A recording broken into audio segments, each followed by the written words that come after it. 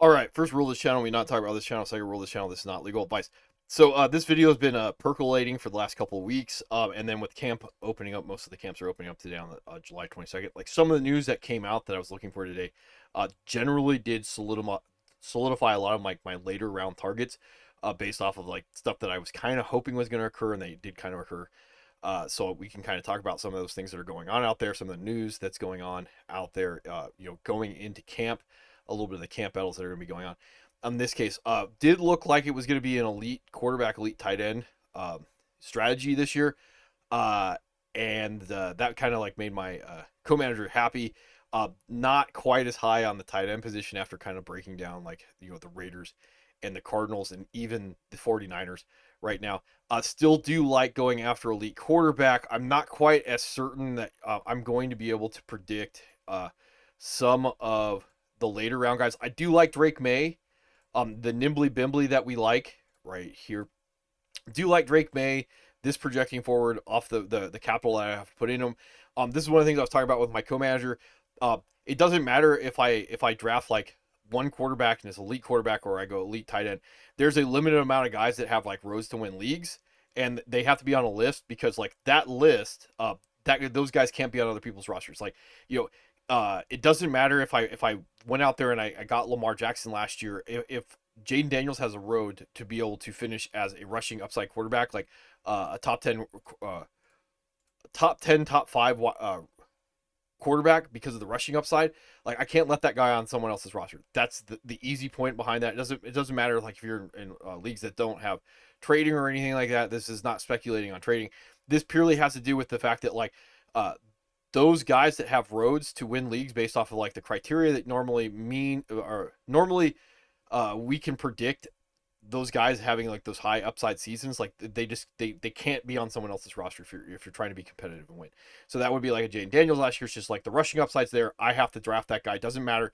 It doesn't matter who I had. Like hey, I have Josh Allen. I have Lamar Jackson. I have to go out and get those guys. So remember that. And then last year, just remember the guy that went after Jalen Hurts, and the guy that got Jaden Daniels, at like round 10 or something like that. Like they got the same player. So like it's not the same thing as like, well, I got my elite guy, like he's gonna actually pay off. And we all know last year the guy that went up and got where's he at? The guy who paid on Patrick Mahomes at quarterback 11, he was wrong, and then the guy that dumpster dive on Baker Mayfield, like he was right. And Baker Mayfield put up like about the same amount of points as Joe Burrow. So just remember, like trying to chase these positions. Like just because you think that you hit early doesn't mean that you're going to hit on that position.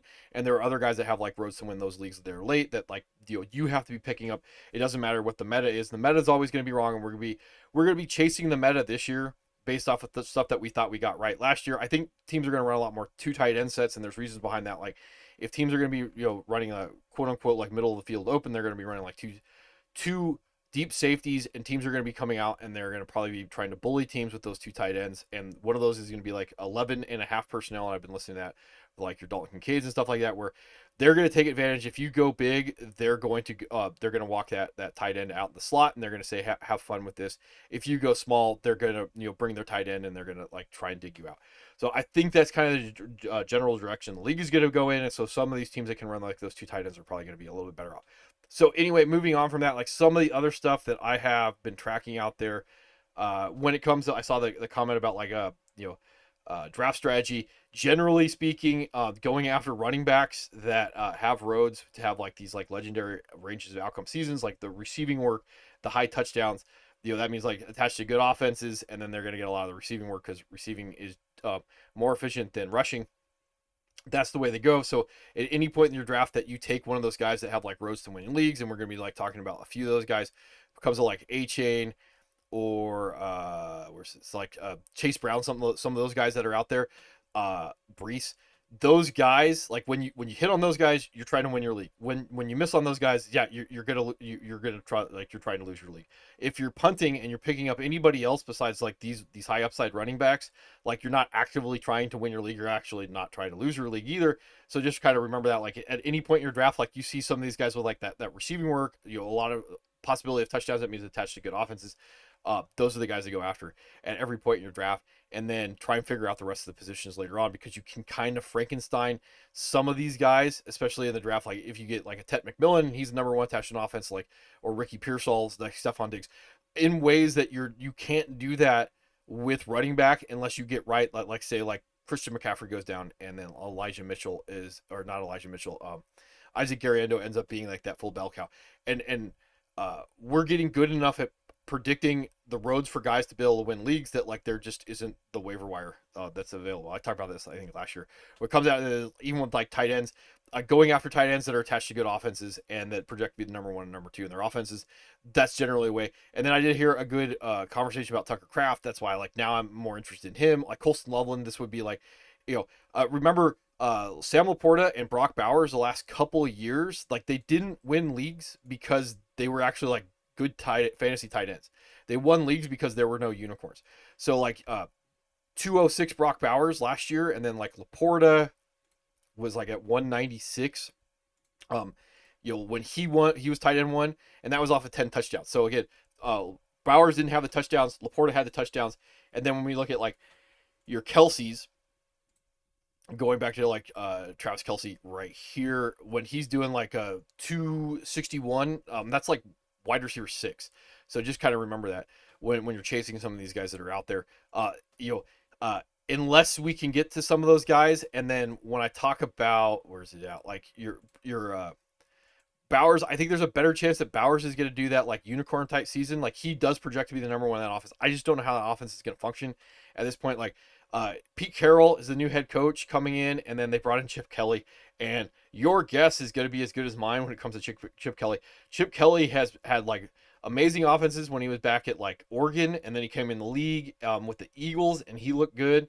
And then like he's had absolute like joke seasons when it comes to like the NFL and his gimmicky offense. And then like UCLA, he was gimmicky, and he wasn't so hot. And then obviously national championship last year with Ohio State. So like trying to project what that offense is going to be like with like Genty, and Chip Kelly, and then Pete Carroll, if they decide they're going to play like defense and slow the game down. Like, yeah, I don't know if you're necessarily going to get like 150 target Brock Bowers season and then like double-digit touchdowns to go with like wide receiver 6 Brock Bowers. I just don't necessarily know if they're going to do that, and they don't necessarily even have like the wide receivers that I would generally think are going to take coverage away. Like right now, I would be projecting like Myers and Becht to be the 2 starting wide receivers, and then like there's still a chance you're gonna get like Michael Mayer on the field again. Like talking about like two tight ends. Like where's he at?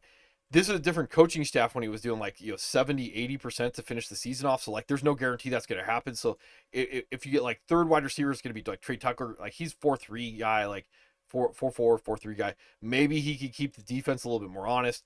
I just don't know if I generally would say like I trust that the offense is going to quote unquote take that step forward that you would need for Bowers to jump. And this is ESPN just so we can look at it.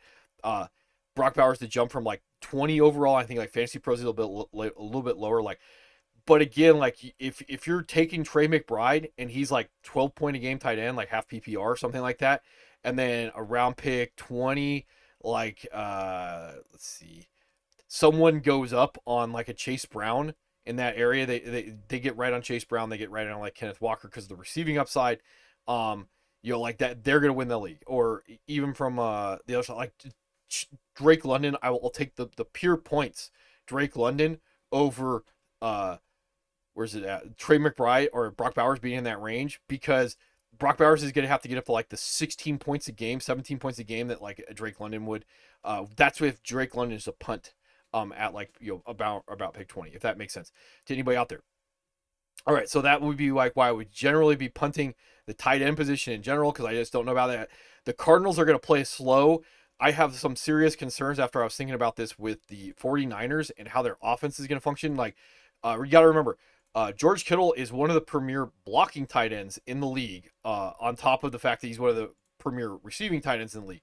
And on third down, you got to choose between, like, are you going to leave George Kittle in to pick up the blitz, or are you going to leave CMC in to pick up the blitz? Like, that's kind of like the thought process behind it.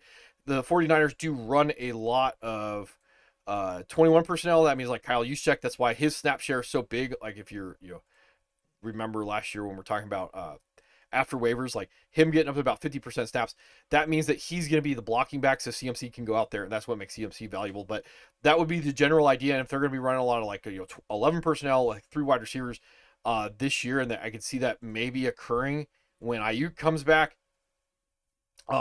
Then I just don't know if you're going to get George Kittle pushing up into that like unicorn type tier. Like 39 is better, but again, like real points real points like Garrett Wilson, 150, 200 targets in that range. I probably take that opportunity for him to have more points than Kittle to have like a league winning outcome versus George Kittle taking that step and doing like 1,300 yards receiving to go along with like double digit touch.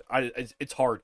It's hard for those guys to return when I could go after Colston Loveland. If Colston Loveland is at like 70% snaps and they're going to live in 2 tight ends, and that's generally what we've been talking about. And that's why I say like stuff that I was like waiting for to find out with camp is that like he looks like he's good to go. Like no pup for him. So like he's good to go. He does like 70% snaps. And then what makes it really interesting is if you don't get a unicorn season from like McBride, Kittle, or Bowers, if you get this like Sam Laporta type season out of like a Loveland or Warren, this like 120 targets, 86 receptions, like 900 yards receiving and 10 touchdowns because he's on the field. That's like a wide receiver 3 season. If a tight end does that and you're getting him outside of like those premium regions, like you're getting closer to like league winner when it comes down to that. That's kind of why I've been punting that. And then the other thing is like I don't know about Dalton Kincaid. Like he would be on the list of guys that I wouldn't necessarily want someone else to draft going into the season. In my auction league, I can wait and see if someone else puts him up for bid. If no one puts him up for bid, I feel better about like knife fighting about him in week 1 if he ends up being the number 1 in that offense. But like Tucker Kraft, like the same rules would apply. Like we don't know who the number 1 is going to be in Green Bay, so like that totally changed my mind on this, and the chances that we're going to get like a Bowers type McBride season out of Tucker Kraft attached to that offense with that quote unquote step forward. The road is still there with Tucker Kraft. That this changed my mind. I was like, hey, we're just gonna go get Tucker Kraft to start the season. It makes that one like pretty easy. I thought it was like a good argument. I don't remember where I heard that from, unless I would tell you. So that wasn't my idea on that one. The other thing I want to talk about, if you're wondering about the Seahawks right here, is the news that they cut Noah Fant. I don't think that like Elijah Arroyo. I said that like I don't care about him. Well, now I do because they cut Noah Fant. Very similar type players when it comes down to that. I don't know if you're going to get like true, Elijah or true like wide receiver 3 range outcomes for like Elijah Arroyo. He's not really. I don't even think he's really a tight end. I think he's more like a wide receiver. On that one there, I have heard some discussion about him actually playing like the X, which would be like crazy. Like if that's occurring, if he's on the field like 80-90% of the time and he's playing like X, like league winner. That would be the easy one on that one. I imagine you're gonna get like 90% snaps AJ Barner because he's gonna block, and then he's pretty good at football on top of that, like receiving stuff. So like this is the stuff that we were tracking last year and after waivers. Like it's there. Like I'm not going to be surprised. I don't think you're going to get anything more than like a serviceable tight end. So I don't think he's like necessarily draftable. But that would be my general thoughts on that. I'm just looking at some of the other guys that I want to talk about. If you want to chase Evan Ingram's, like you're more than welcome to on that one. Same thing with like your Kyle Pitts shares. I don't really care about Darren Waller at this point on some of those. And I already talked about like Brenton Strange and Theo Johnson earlier. And then the other one that I would kind of talk about when it comes to the Jets in this one would be Mason Taylor. That offense is gonna be like really wonky, but we could talk about like a number 2 attached to that offense if we wanted to. But from a draftability standpoint, like I don't necessarily think that he's outside draftability. So like I don't know if you really need to go up there. I think you probably wait night fight after week 1 when it comes down to that.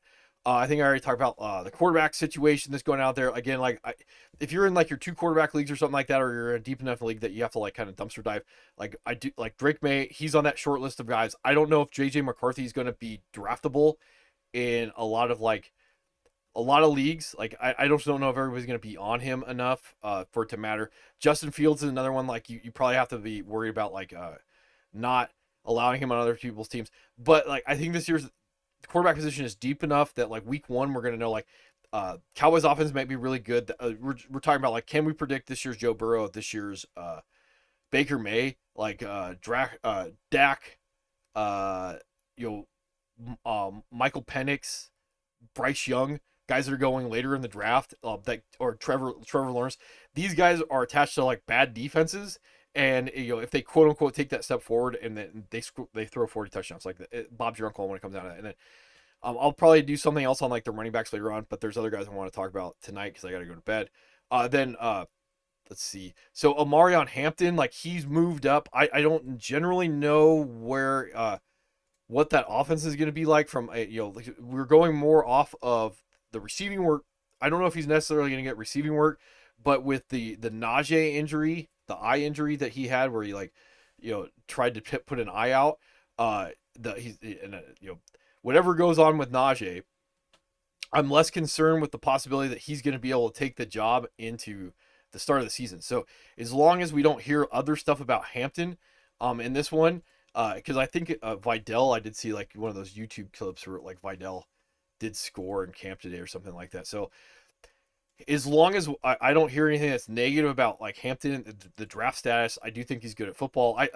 No joke, no lie. I did see some of the chatter going into the season or the real life NFL draft when it came down to like Hampton versus Genty, and some people had like Hampton higher than Genty. I'm not saying I agree with that. What I'm saying is translating their styles to the NFL.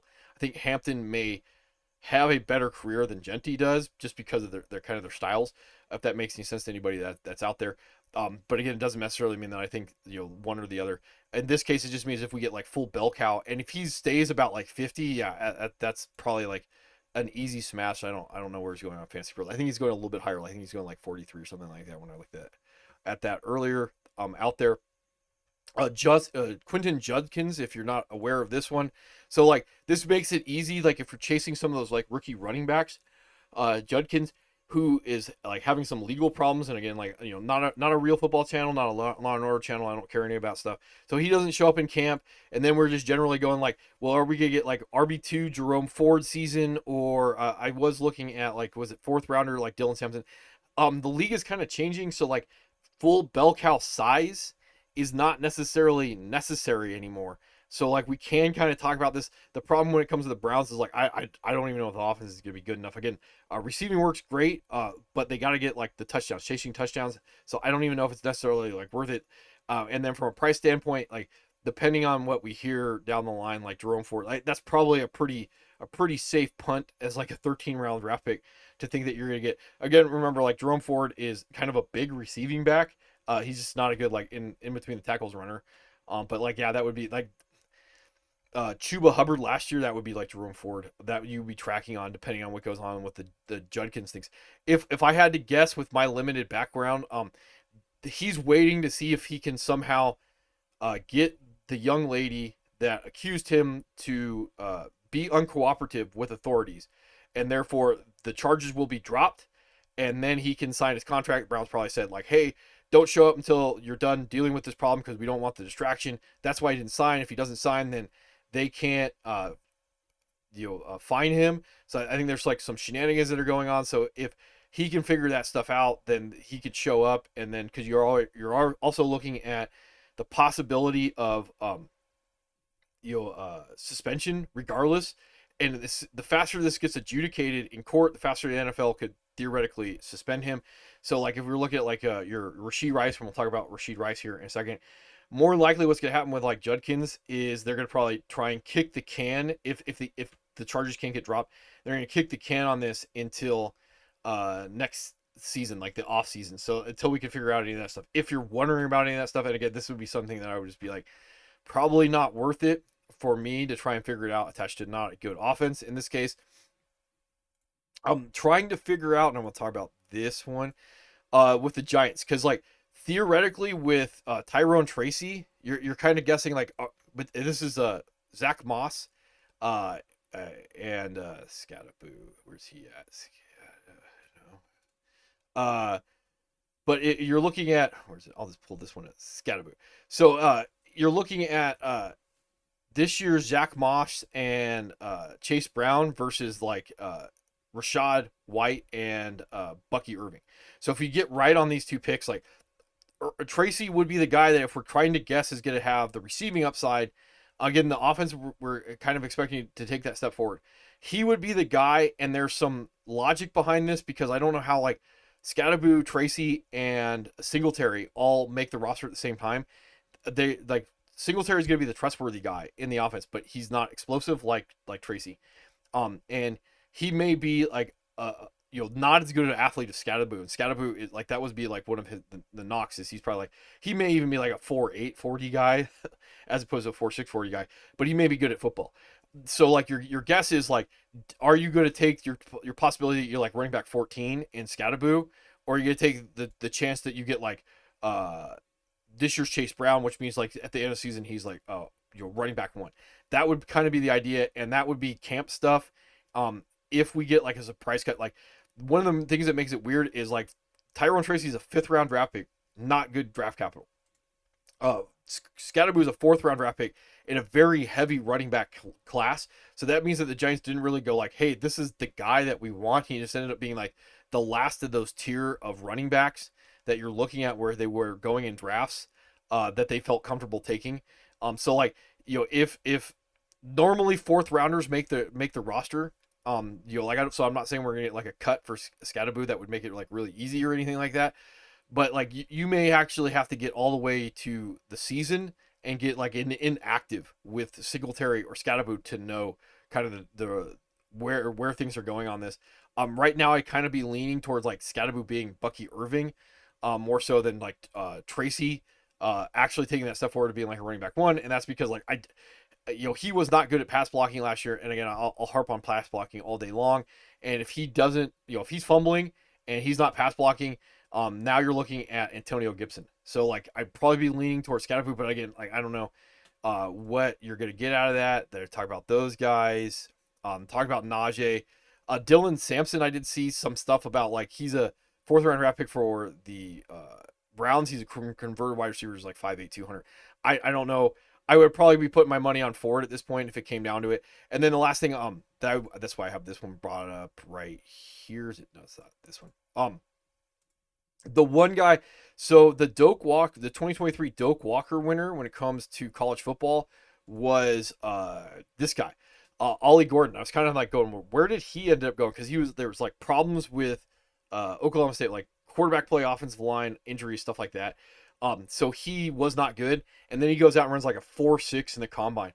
And I was watching rewatching highlights of him. Like he's good. He reminds me a little bit of like Arian Foster, like kind of a glider. Would not be surprised if he ends up being like an RB2 this year, of like taking over that Raheem Mostert role in that offense. So that would be something to pay attention to. And this is why I bring up like the Scatterboo and Tracy thing is Jalen Wright's a 4th round draft pick. So like I think he's a 4th round draft pick.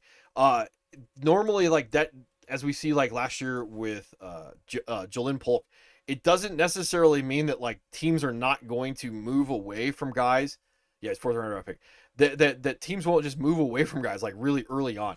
And Jalen Wright, when he came out of that gimmicky Tennessee offense, and he's just like really fast, not necessarily like good at football.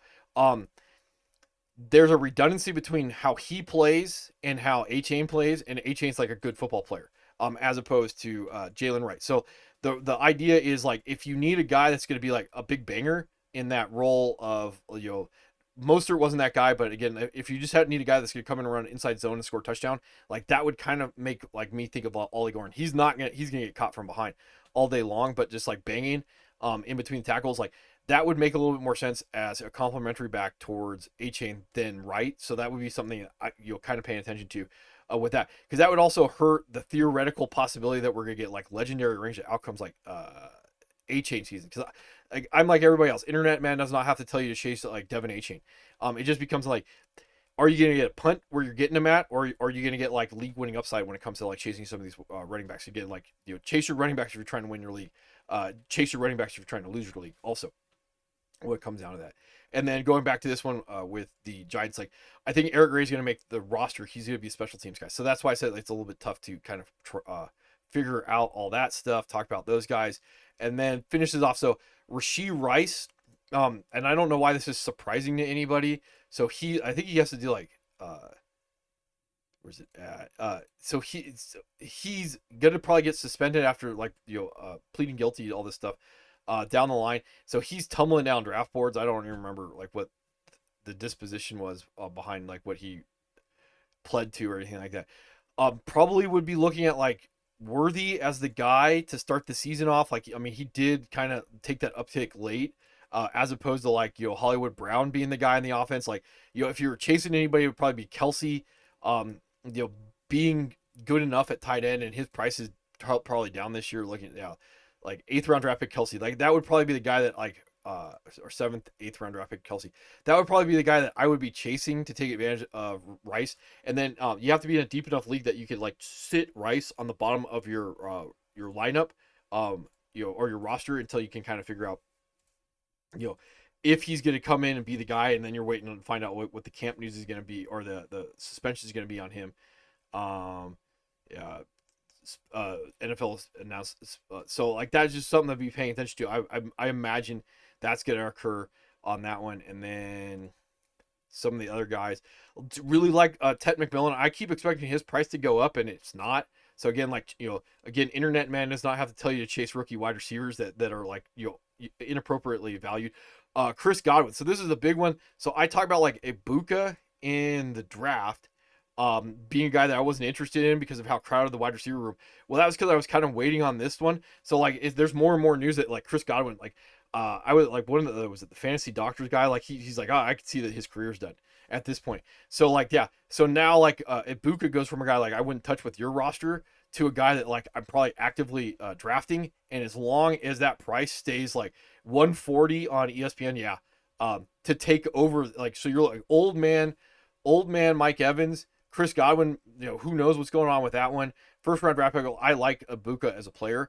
And then the other thing is Jalen McMillan. Like, he's probably pretty, or like okay, probably never going to be like good. So like, yeah, like Ibuka, yeah, that makes that easy for him to get that like flop. And again, we have to be savvy enough to draft these things early instead of trying to attack the waiver wire. It's getting harder and harder to win off the waiver wire without injuries. And then Jawan Jennings, I guess he did report today. Ricky Pearsall, this was like the big one because I was talking to my co-manager about this one. So this is probably a procedural move by the 49ers. They put him on the PUP to start the season, and then I was waiting on this one, and they came out, John Lynch came out today and said it would be short term. So more than likely what they did is they are just ramping up. Like, if you're on the PUP, you can't do like football related stuff. I think you have to go on the side with the trainers. So they get the roster spot. So like the 90 guys that they can show up to camp with, they get that spot with him on the PUP, and then they can just make sure that he's healthy before they activate him. So this is kind of the opposite when it comes to where's it at? The Buccaneers and Godwin. And I didn't see if they pupped him. I thought that he was it. Didn't get pupped. It says pup right there. But I thought that they didn't pup him. But anyway, that would be the idea behind Ricky Pearsall. So that's why I would still be high on Ricky Pearsall. And this pup actually means that his price is going to stay lower. And now you're trying to parse out, like I talked about Kittle earlier, you're trying to parse out who's going to be the number 2 wide receiver if and when Brandon Ayuk comes back. And Jawan Jennings is like a 4.7 40 guy. Like, so I could definitely see that, like, Ricky Pearsall, because of his skill set, Ricky Pearsall, I believe he was like a 4.3 40 guy, coming out of college at the NFL Combine. But if you get that, you're like, do I want a wide receiver 2 in Jawan Jennings, or do I want to try and shoot the moon and get that like high range of outcomes like league winner? And again, at the cost that you're spending on some of these guys, I generally would go after 4.41. So as opposed to, and I can bring, if you're wondering, so if you're wondering about like Jennings, I could pull him up and see what his 40 time is. But generally speaking, I would go after 4.72.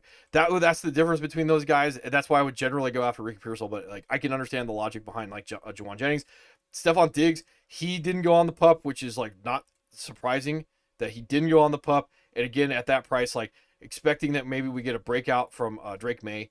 And then you're also looking at like the possibility, like this is another one where like, can we get 150 target Stephon Diggs in that offense with the rest of the wide receiver room? That's too easy.